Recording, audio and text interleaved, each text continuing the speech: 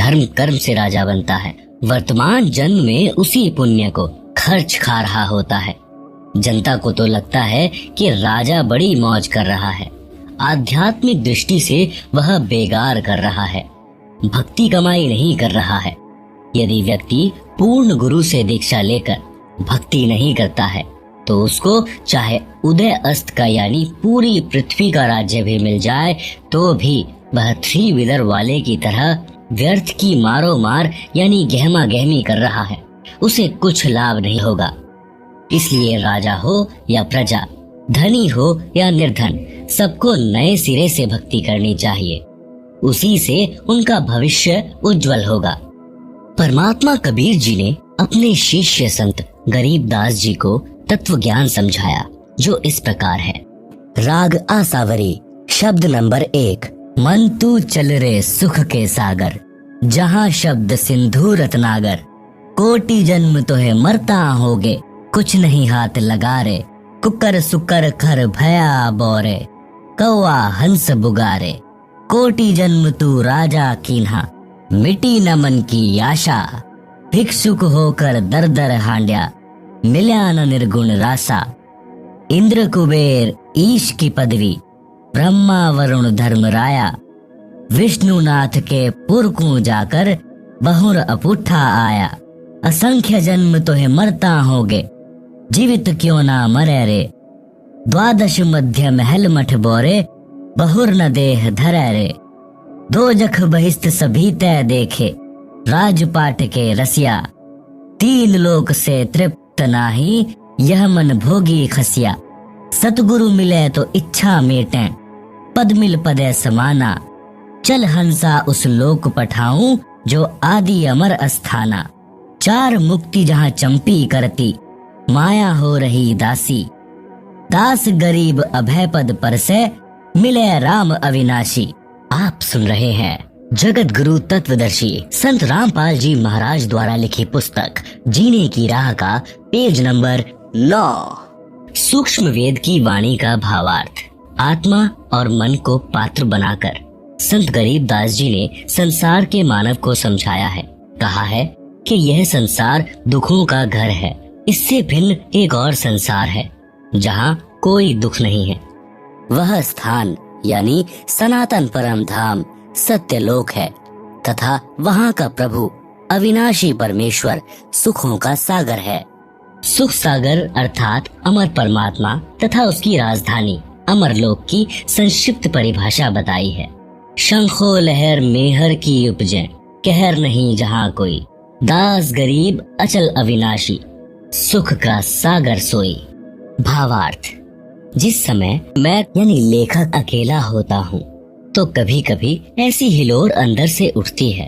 उस समय सब अपने से लगते हैं, चाहे किसी ने मुझे कितना ही कष्ट दे रखा हो, उसके प्रति द्वेष भावना नहीं रहती, सब पर दया भाव बन जाता है। ये स्थिति कुछ मिनट ही रहती है। उसको मेहर की लहर कहा है। सतलोक अर्थात सनातन परम धाम में जाने के पश्चात प्रत्येक प्राणी को इतना आनंद आता है, वहाँ पर ऐसी असंख्यों लहरें आत्मा में उठती रहती हैं। जब वह लहर मेरी आत्मा से हट जाती है तो वहीं दुखमय स्थिति प्रारंभ हो जाती है। उसने ऐसा क्यों कहा? वह व्यक्ति अच्छा नहीं है, वो हानि हो गई, यह हो गया, वो हो गया। यह कहर की लहर यानी दुख की लहर कही जाती है। उस सतलोक में असंख्य लहर मेहर की उठती हैं, यानी दया की उठती हैं। वहाँ कोई कहर नहीं है। वैसे तो सतलोक में कोई दुख नहीं है।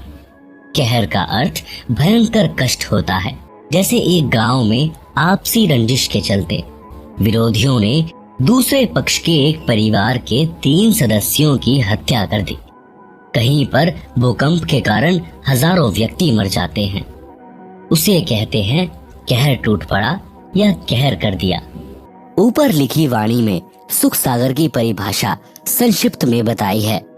कहा है कि वह अमर लोक अचल अविनाशी अर्थात कभी चलायमान अर्थात ध्वंस नहीं होता तथा वहाँ रहने वाला परमेश्वर अविनाशी है।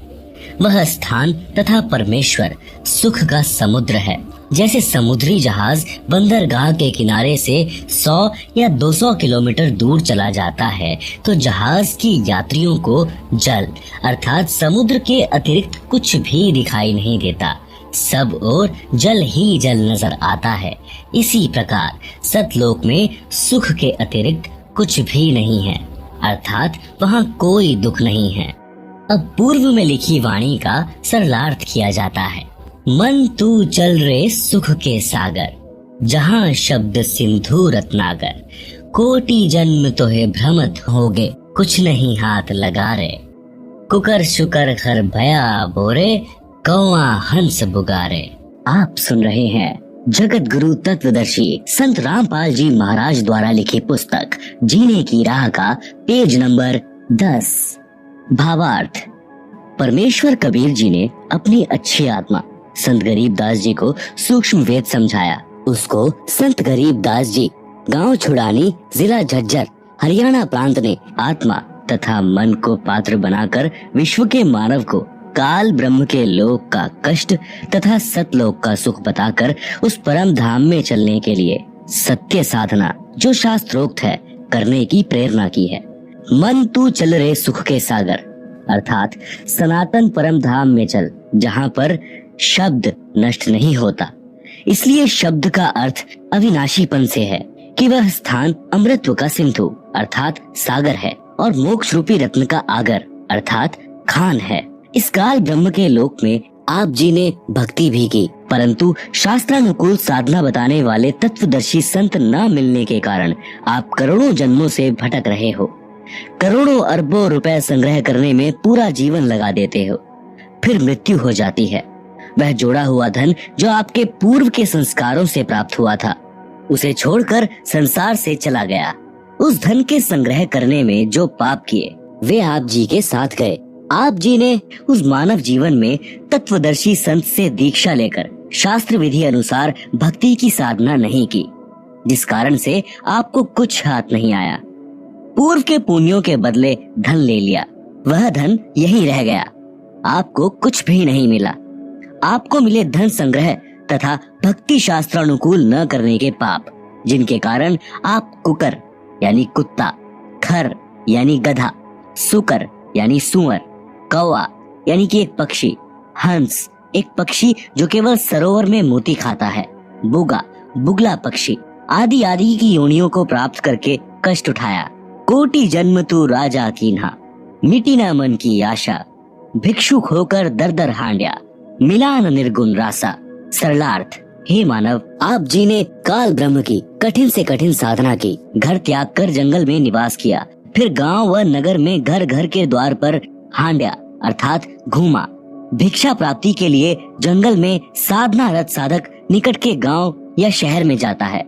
एक घर से भिक्षा पूरी नहीं मिलती तो अन्य घरों से भोजन लेकर जंगल में चला जाता है। कभी कभी तो साधक एक दिन भिक्षा मांग कर लाते हैं, उसी से 2-3 दिन निर्वाह करते हैं। रोटियों को पतले कपड़े रुमाल जैसे कपड़े को छालना कहते हैं। छालने में लपेटकर वृक्ष की टहनियों से बांध देते थे। वे रोटियां सूख जाती हैं, उनको पानी में भिगोकर नरम करके खाते थे।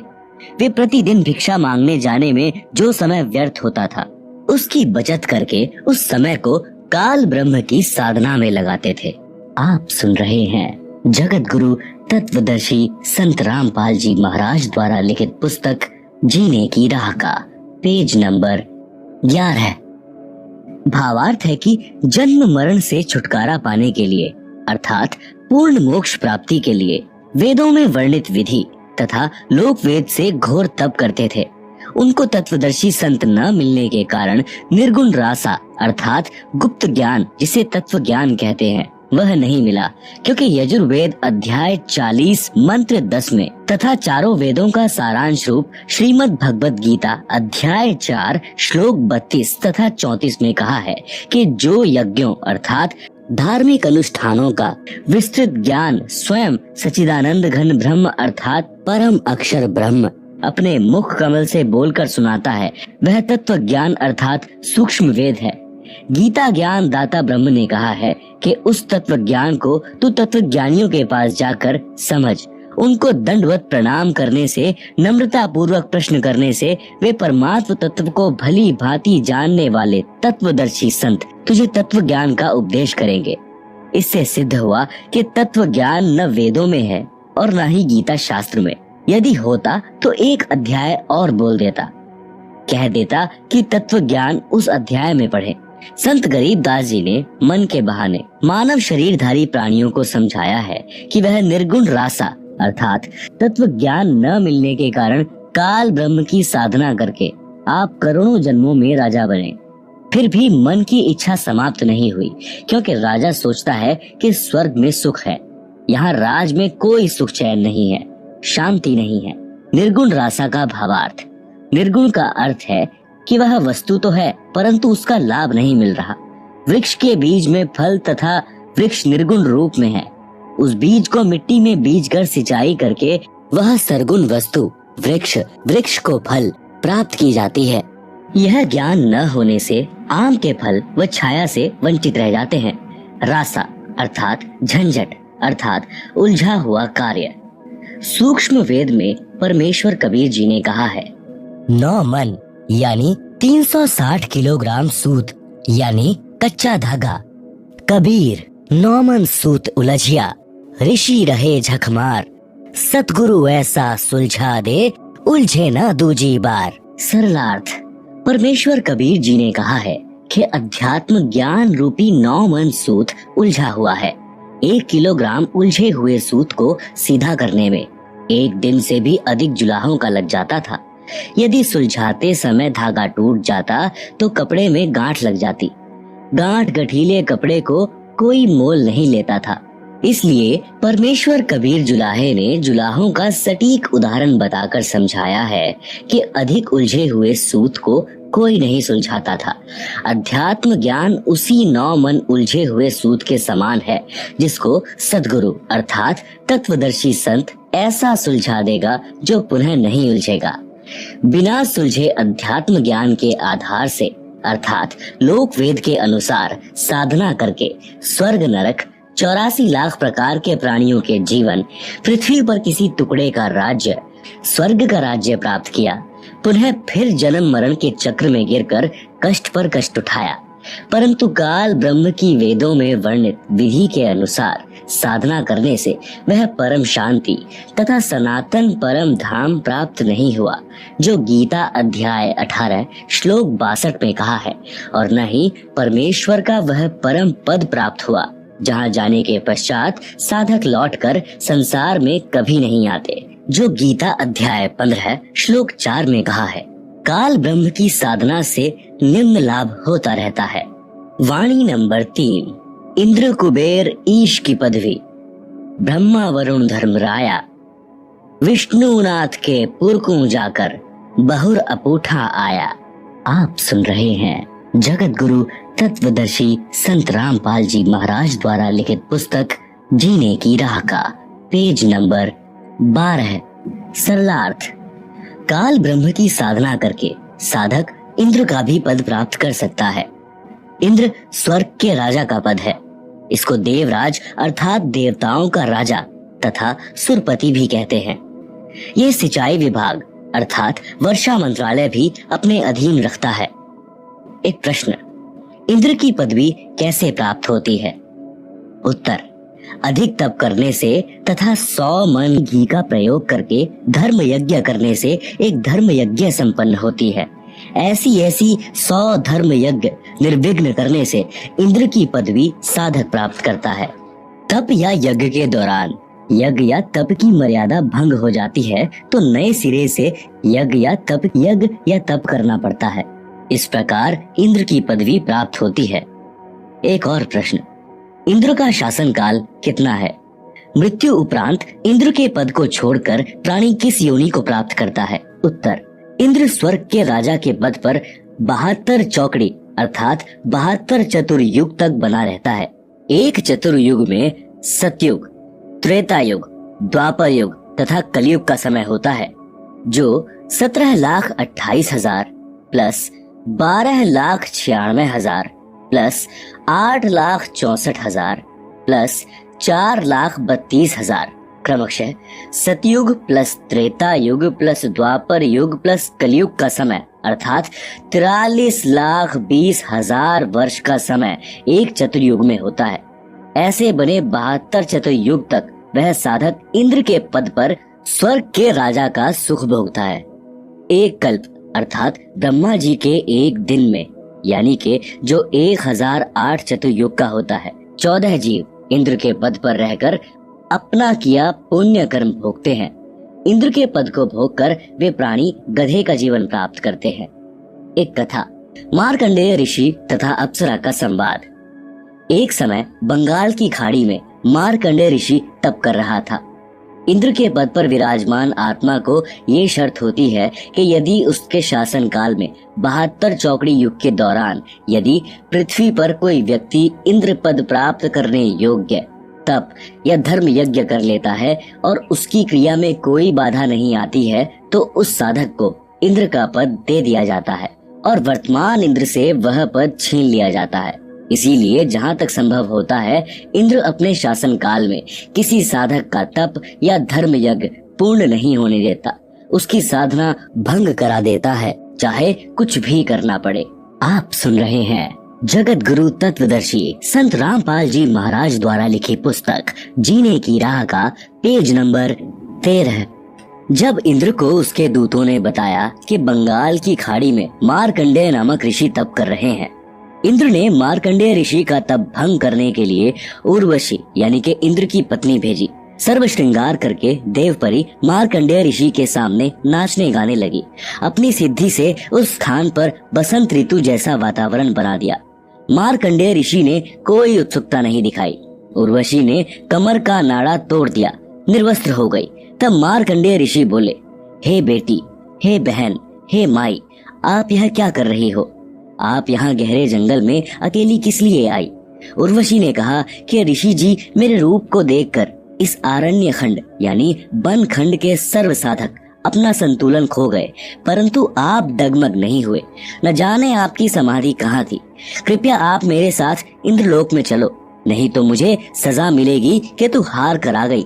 मार्कंडेय ऋषि ने कहा कि मेरी समाधि ब्रह्मलोक में गई थी, जहाँ पर मैं उन उर्वशियों का नाच देख रहा था जो इतनी सुंदर हैं कि तेरे जैसी तो उनकी 7 बांदियां अर्थात नौकरानियां हैं।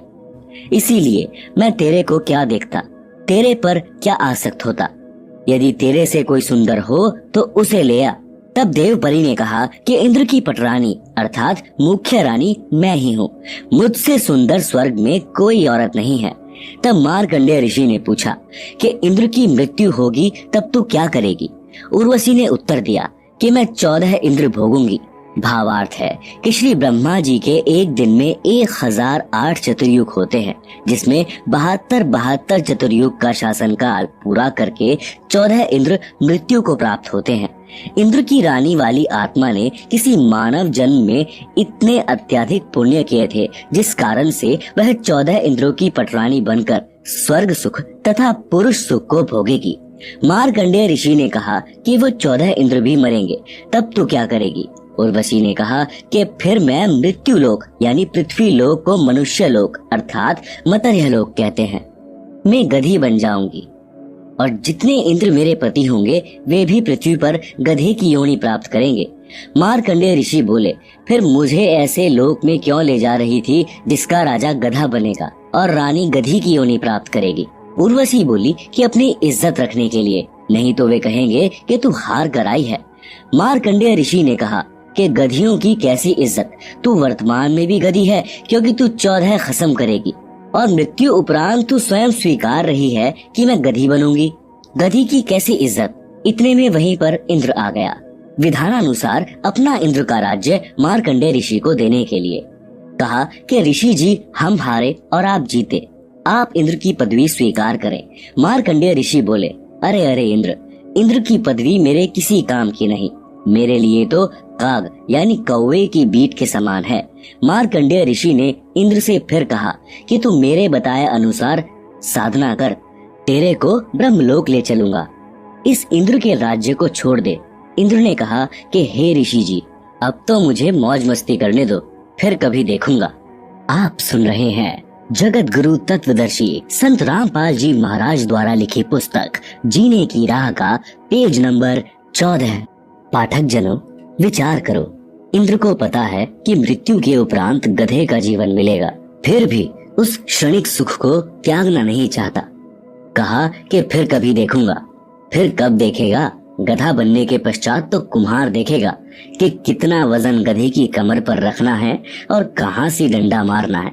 ठीक इसी प्रकार इस पृथ्वी पर कोई छोटे से टुकड़े का प्रधानमंत्री, मंत्री, मुख्यमंत्री या राज्य में मंत्री बना है, या किसी पद पर सरकारी अधिकारी या कर्मचारी बना है, या धनी है, उसको कहा जाता है कि आप भक्ति करो, नहीं तो गधे बनोगे। वे या तो नाराज हो जाते हैं, कहते हैं कि हम क्यों बनेंगे गधे। फिर से मत कहना। कुछ सभ्य होते हैं, वे कहते हैं कि किसने देखा है गधे बनते हैं। फिर उनको बताया जाता है कि सब संत तथा ग्रंथ बताते हैं, तो अधिकतर कहते हैं कि देखा जाएगा। उनसे निवेदन है कि मृत्यु के पश्चात गधा बनने के बाद आप क्या देखोगे? फिर तो कुम्हार देखेगा कि आप जी के साथ कैसा बर्ताव करना है। देखना है तो वर्तमान में देख, बुराई छोड़कर शास्त्रानुकूल साधना करो, जो वर्तमान में विश्व में केवल मेरे रामपाल दास के पास है। आओ ग्रहण करो और अपने जीव का कल्याण कराओ। ऊपर लिखी वाणी नंबर 3 में बताया है कि इंद्र, कुबेर तथा ईश की पदवी प्राप्त करने वाले तथा ब्रह्मा जी का पद तथा वरुण, धर्मराय का पद प्राप्त करके तथा विष्णु जी के लोक को प्राप्त कर देव पद प्राप्त भी वापस जन्म मरण के चक्र में रहता है। स्वर्ग लोक में 33 करोड़ देव पद हैं, जैसे भारतवर्ष की संसद में 540 सांसदों के पद हैं। व्यक्ति बदलते रहते हैं। उन्हीं सांसदों में से प्रधानमंत्री तथा अन्य केंद्रीय मंत्री आदि आदि बनते हैं। इसी प्रकार उन 33 करोड़ देवताओं में से ही कुबेर का पद अर्थात धन के देवता का पद प्राप्त होता है, जैसे वित्त मंत्री होता है। ईश की पदवी का अर्थ है प्रभु पद, जो लोक वेद में कुल 3 माने गए हैं। 1 श्री ब्रह्मा जी, 2 श्री विष्णु जी तथा 3 श्री शिव जी। वरुण देव जल का देवता है। धर्मराय मुख्य न्यायाधीश हैं, जो सब जीवों को कर्मों का फल देता है। उसे धर्मराज भी कहते हैं। ये सर्व काल ब्रह्म की साधना करके पद प्राप्त करते हैं। पुण्य श्रीण यानी समाप्त होने के पश्चात सर्व देवता पद से मुक्त करके पशु पक्षियों आदि की 84 लाख प्रकार की योनियों में डाले जाते हैं। फिर नए ब्रह्मा जी, नए विष्णु जी तथा नए शिव जी इन पदों पर विराजमान होते हैं। ये सर्व उपरोक्त देवता जन्मते मरते हैं, ये अविनाशी नहीं है। इनकी स्थिति आप जी को सृष्टि रचना अध्याय में इसी पुस्तक में स्पष्ट होगी कि ये कितने प्रभु हैं, किसके पुत्र हैं तथा कौन इनकी माता जी हैं। अन्य प्रमाण श्री देवी पुराण सचित्र मोटा टाइप केवल हिंदी गीता प्रेस गोरखपुर से प्रकाशित के 3रे स्कंद में पृष्ठ 123 पर लिखा है कि तुम शुद्ध स्वरूपा हो। यह सारा संसार आपसे ही उद्भासित हो रहा है। मैं, विष्णु, ब्रह्मा और शंकर आपकी कृपा से विद्यमान है। हमारा तो आविर्भाव अर्थात जन्म तथा तिरोभाव अर्थात मृत्यु हुआ करता है। आप प्रकृति देवी हैं। आप सुन रहे हैं जगत गुरु तत्वदर्शी संत रामपाल जी महाराज द्वारा लिखी पुस्तक जीने की राह का पेज नंबर 15। शंकर भगवान बोले कि हे देवी, यदि ब्रह्मा के पश्चात उत्पन्न होने वाले विष्णु आपसे उत्पन्न हुए हैं, तो क्या मैं तमोगुणी लीला करने वाला शंकर क्या आपकी संतान नहीं हुआ? अर्थात मुझे भी उत्पन्न करने वाली तुम ही हो। हम तो केवल नियमित कार्य ही कर सकते हैं, अर्थात जिसके भाग्य में जो लिखा है हम वही प्रदान कर सकते हैं। न अत्यधिक कर सकते, न कम कर सकते। पाठक जनों, इस श्री देवी पुराण के उल्लेख से स्पष्ट हुआ कि श्री ब्रह्मा जी, श्री विष्णु जी तथा श्री शंकर जी नाशवान हैं। इनकी माता जी का नाम श्री देवी दुर्गा है। अधिक जानकारी आप सृष्टि रचना अध्याय से ग्रहण करेंगे, जो इसी पुस्तक में पीछे पृष्ठ 254 पर लिखी है। ये प्रधान देवता है। अन्य इनसे निम्न स्तर के देव हैं। ये सर्व जन्मते मरते हैं। अविनाशी राम नहीं है, अविनाशी परमात्मा नहीं है। श्रीमद् भागवत गीता अध्याय 10 श्लोक 2 में लिखा है कि गीता ज्ञान दाता काल ब्रह्म ने कहा है कि मेरी उत्पत्ति को ना तो देवता जानते और ना महर्षि जन जानते। क्योंकि इन सब का आदि कारण मैं ही हूँ, अर्थात ये सर्व मेरे से उत्पन्न हुए हैं। गीता अध्याय 4 श्लोक 5 में गीता ज्ञान बोलने वाले ने कहा है कि हे अर्जुन, तेरे और मेरे बहुत जन्म हो चुके हैं, तू नहीं जानता, मैं जानता हूँ। गीता अध्याय 2 श्लोक 12 में भी स्पष्ट है कि तू, मैं तथा सब राजा सेना पहले भी जन्मे थे, आगे भी जन्मेंगे। गीता अध्याय 14 श्लोक 3 में गीता ज्ञान दाता ने कहा है कि हे अर्जुन, मेरी प्रकृति अर्थात दुर्गा तो गर्भ धारण करती है, मैं उसके गर्भ में बीज स्थापित करता हूँ, जिससे सर्व प्राणियों की उत्पत्ति होती है। गीता अध्याय 14 श्लोक 4 में गीता ज्ञान दाता ने कहा है कि हे अर्जुन, नाना प्रकार की सब योनियों में जितने शरीरधारी मूर्तियां उत्पन्न होती हैं, महत प्रकृति तो उन सबकी गर्भ धारण करने वाली माता है। अहम ब्रह्म यानी मैं ब्रह्म बीज स्थापित करने वाला पिता हूँ। गीता अध्याय 14 श्लोक 5 गीता ज्ञान दाता ने स्पष्ट किया है कि हे अर्जुन, सत्व गुण श्री विष्णु जी, रज गुण श्री ब्रह्मा जी तथा तम गुण श्री शिव जी, ये प्रकृति अर्थात दुर्गा देवी से उत्पन्न तीनों देवता अर्थात तीनों गुण अविनाशी जीवात्मा को कर्मों के अनुसार शरीर में बांधते हैं। उपरोक्त प्रमाणों से स्पष्ट हुआ कि उपरोक्त देवता नाशवान है तथा काल ब्रह्म की संतान है।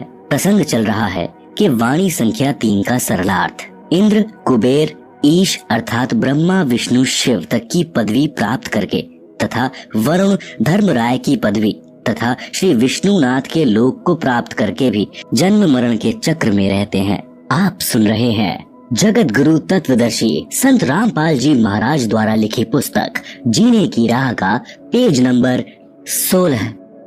मार्कंडे ऋषि जी ब्रह्म साधना कर रहे थे, उसी को सर्वोत्तम मान रहे थे, इसीलिए इंद्र को कह रहे थे कि आ, तेरे को ब्रह्म साधना का ज्ञान कराऊं। ब्रह्मलोक की तुलना में स्वर्ग का राज्य हलवे की तुलना में जैसे कौवे की बीट है। पाठक जनों, आप जी ने ब्रह्म साधना करने वाले श्री चुणक ऋषि, श्री दुर्वासा ऋषि तथा कपिल मुनि जिन्होंने ब्रह्म साधना की थी, उनकी साधना को गीता ज्ञान दाता ने गीता अध्याय 7 श्लोक 18 में अनुत्तम अर्थात घटिया बताया है। उसी श्रेणी की साधना मार्कंडेय ऋषि जी की थी, जिसको अति उत्तम मान कर रहे थे तथा इंद्र जी को भी राय दे रहे थे कि ब्रह्म साधना कर ले।